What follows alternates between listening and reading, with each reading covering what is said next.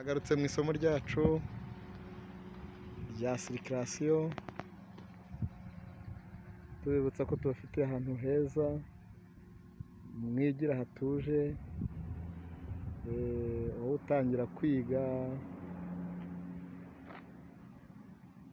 imodoka n'ibindi binyabiziga, ikaze. Tubafitiye ahantu heza twigishiriza umuntu mu mutuzo, ku buryo isomo rye arifata ku buryo bworoshye kandi mu gihe gito cyane.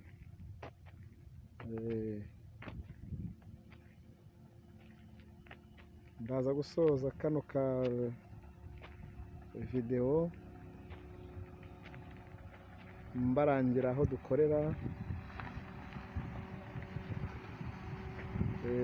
Uyu ni umunyeshuri wize iminsi 3 yonyine, ariko murabona ko isomo rye riragenda kandi rirafashe. Iki kibuga giherereye i Muhanga,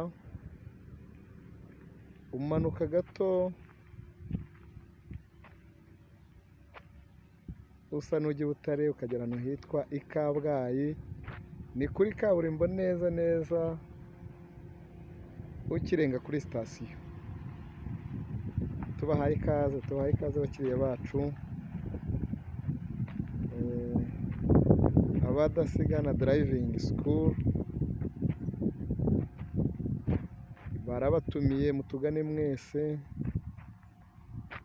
Dukeneye ko mwimenyera ikinyabiziga kandi ku giciro gito cyane.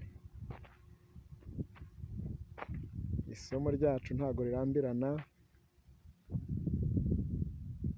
iminsi mike watangiye kumenya kwitwara. Tubafitiye byinshi bigamije kunoza imigendere myiza mu muhanda. Turagusobanurira ku buryo ikinyabiziga cyawe gitwara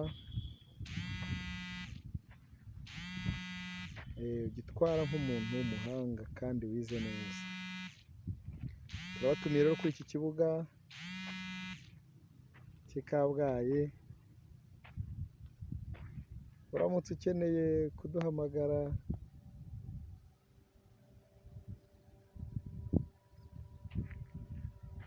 waduhamagara kuri nimero uza gusanga kuri aka kavidewo.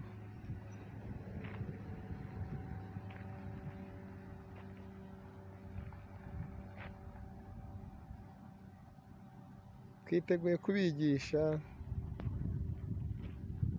dushyizemo imbaraga ndetse dukoresheje neza ubumenyi natwe twahawe.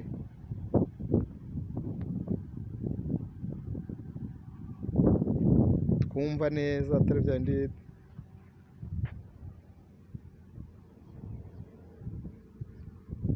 byo kubwira umuntu icyo utazamukorera. Mutugane mwese. Akarusho kuri iki kibuga, uhigira utuje, uhigira uri mu mutuzo, ku buryo nta somo na rimwe rishobora kugucika. Mwabibonye, umunyeshuri nababwiye ko amaze iminsi 3 yonyine, ariko ubonye ukuntu yitwarira imodoka bakumva bigutangaje, ndetse nawe bikagutera kumva ubishyizemo ubushake kandi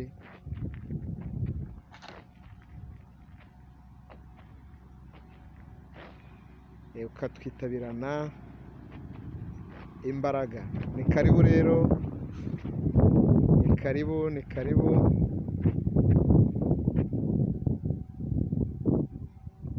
Kandi tubaye tubashimiye.